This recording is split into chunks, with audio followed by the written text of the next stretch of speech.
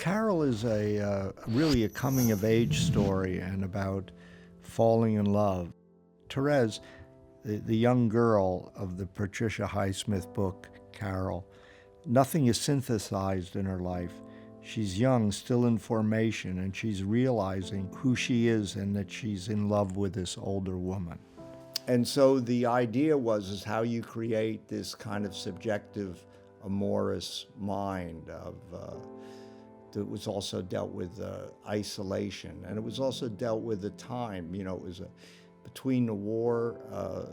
It was the end of World War II. It was before the Eisenhower was elected, so it was a very austere time, and people's emotions weren't expressed very openly either. It was kind of like how we create the interior world of the characters in a subjectivity, that you don't only create kind of a representation of the world, but also a psychological state. We didn't use the cinema of the time, which would have been a form of melodrama or film noir, but we wanted to document the time visually. So we looked at the street photographers of the time, and many of them were women. And they were just people like Ruth Orkin, Helen Levitt, Esther Bubley, and then later Vivian Maier. And we discovered that they were starting to experiment with color film. And that's when I looked at a lot of their work and looked at that they were shooting on Ektachrome slides. And I thought that would be an interesting approach to try to visualize how, if you picked up a photograph, that you could document that time through the still photography, through photojournalists. And that was the reason I shot in Super 16, because the grain captured a certain feeling of the way negative looked back then. The layering was more Sol Leiter, and also the color, because Vivian Maier did do some color, but she's more known for her black and white photography and her street photography, where you know, she sees herself in shadows and reflections, and she's kind of exploring herself in her world through her being mirrored through her world.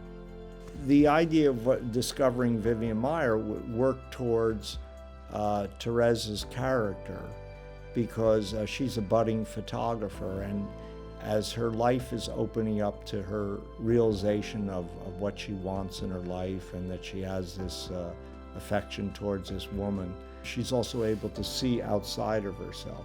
So Vivian Maier was a great reference as an artist in herself, that she's exploring herself through her photography, and much of her work was in portraying herself through reflections, mirrors, and so that was a great metaphor for Therese's emotions being more open as she embraces Carol.